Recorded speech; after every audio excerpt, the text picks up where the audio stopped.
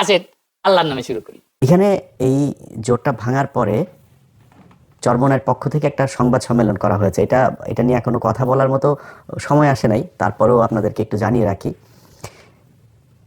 Doctor Shafiqur Rahman একটা কথা বলেছেন যে তারেক রহমানের সাথে যেদিন তাদের দেখা হলো খালেদা জিয়া মারা যাওয়ার পরে, যে আমরা নির্বাচনের পরে সরকার গঠনের আগে আরেকবার বসবো। আর চরমোনাই তাদের সংবাদ সম্মেলনে বলেছেন যে এটা একটা পাতানো নির্বাচন, সিলেক্টেড, এটা ইলেক্টেড হচ্ছে না, এখানে সিলেকশন হচ্ছে। কারণ কি? কারণ হচ্ছে এরা মিলেমিশে তারপরে করবে। এই কথাটা আজকে যারা আমার ভিডিওটা দেখবেন তারা মনে রাখেন। খুব সমূহ সম্ভাবনা আছে, মাঠে বিশাল তোড়জোড়, বিএনপি জামাতের মধ্যে ব্যাপক বিরোধী একটা ভাব। কিছু কিছু মানুষ তো আছে প্যাচ লাগানোর তালেই আছে বিএনপি জামাতের মধ্যে একটা বিশাল দ্বন্দ্ব তৈরি করা, আওয়ামী লীগ বিএনপির মতো অবস্থা তৈরি করা, এটা তো আছে। কিন্তু একটা শ্রেণী নির্বাচন করলে তো ভাই একই দলের মানুষও তো নির্বাচনে প্রতিদ্বন্দ্বিতা করলে তারা একজন আরেকজনের বিরুদ্ধে তুমুল বিরোধিতা করে, সেটা তো আছে, থাকবে, কোনো সমস্যা নেই। কিন্তু একটা সমূহ সম্ভাবনা আছে বিএনপি অথবা জামাত যারাই ক্ষমতায় যাক, একক সংখ্যাগরিষ্ঠতা পাক, যদি পায় তাহলে সরকার গঠন হবে দুই দল মিলে। মানে দুই দল না, এই দলের সাথে জোটে কিছু আছে, এই দলের সাথে জোটে আছে, বাট মানে মূল তো এবার খেলা তো হচ্ছে জামাত আর বিএনপির মধ্যে। এই দুই দলই সরকারে থাকবে, আমি যতটুকু এই দিক ওই দিক থেকে নানানভাবে জেনেছি আর কি। এটা হওয়ার একটা সম্ভাবনা আছে। অতএব এত এই এই চরমোনাইয়ের যে ইয়েতে আপনার সংবাদ সম্মেলনে যে কথাটা বলেছে যে বিএনপি আর জামাত মিলেমিশে ইলেকশন না সিলেকশন করছে, এটার কিন্তু ভ্যালিড একটা পয়েন্ট আছে।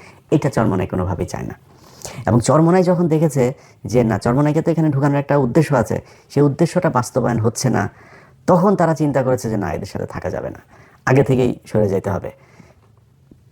এখন এখানে একটা কথা বলেছে চরমোনাই পীর সাহেব, বক্তব্যটা আপনাদের একটু শুনাইলে বোধহয় ভালো হয়, একটু শুনে নেন তিনি কি বলেছেন। 143 সিটে আমাদের এ গ্রেড, আমরা এ গ্রেডে আছি 143 সিট, 143 আসনে এ গ্রেড। এ গ্রেড, এ গ্রেডটা কি আজ পর্যন্ত আমি জানি না যে এ গ্রেড মানেটা কি।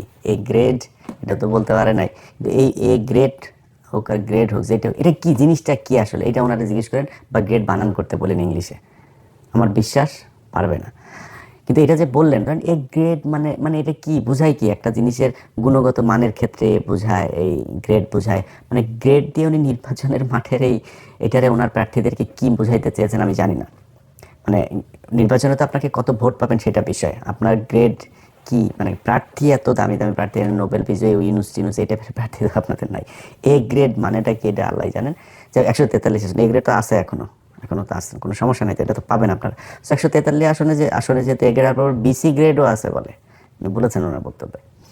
তো এই এ গ্রেড আমরা বিসি বাদ দিলাম, এ গ্রেডে যেহেতু আছে এটার তো আর কোনো মিস নাই, এটা করার জন্য মানে ফেল করার তো কোনো চান্স নাই।